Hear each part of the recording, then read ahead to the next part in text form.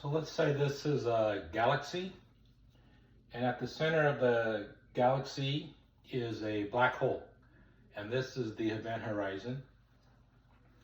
And let's say there's a particle located somewhere out here, this distance away from the center of the galaxy, traveling at a velocity less than the speed of light and greater than 0.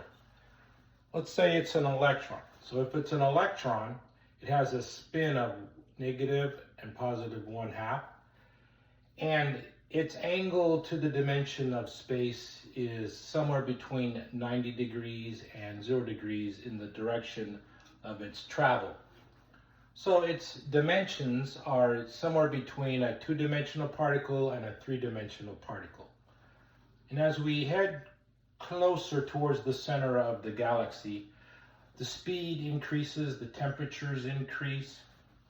When you get to the event horizon, you're now traveling at the speed of light. And all of the electrons have converted into photons. So the 1/2 spin of the electrons have added and they combine. So 1/2 plus 1/2 equals 1. So now it's a spin 1 particle with a mass of 0 because its angle with the dimension of space in the direction of travel is at 90 degrees. So now it's a 2-dimensional transverse wave. And if you go the other direction, if you come out this way where space is very cold and dark, its velocity will reduce to 0 and its spin will become 0. So the spin 1/2 of the electron, they subtract. So 1/2 minus 1/2 equals 0. And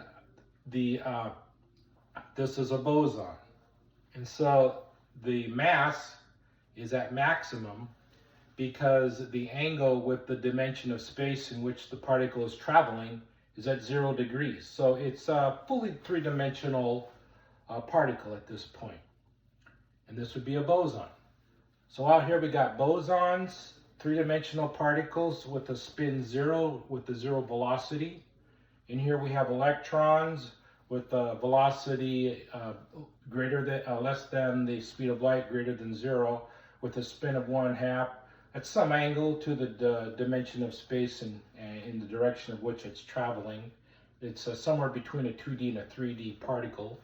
And then here at the event horizon, we have particles that are traveling at the speed of light. They have a spin 1, they have a mass of 0, and they are perpendicular to the dimension of space through which they're traveling. So they become a 2-dimensional transverse wave with a spin 1. So we have photons here, electrons here, and bosons here.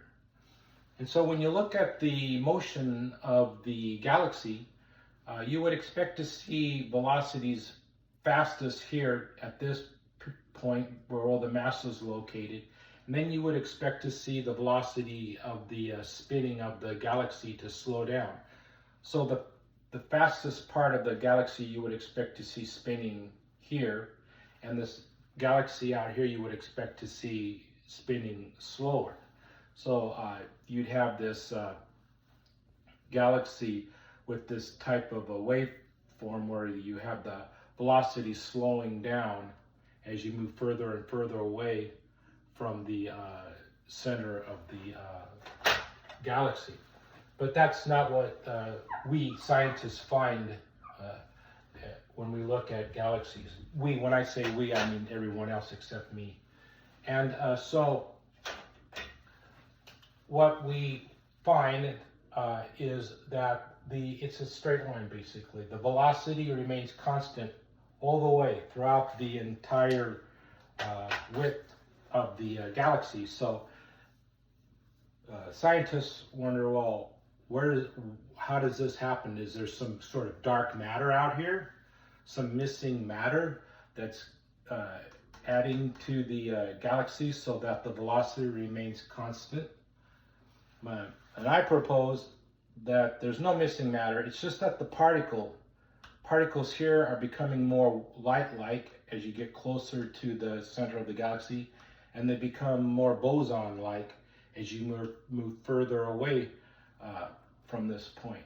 So In here, electrons are located with some angle to the dimension of space through which they travel, maybe like that or like that. And then here, they're perpendicular. So if you think of this as the dimension of space through which the particle is traveling, these are perpendicular. So it's a two-dimensional transverse wave. They have no part of the particle is present in this dimension.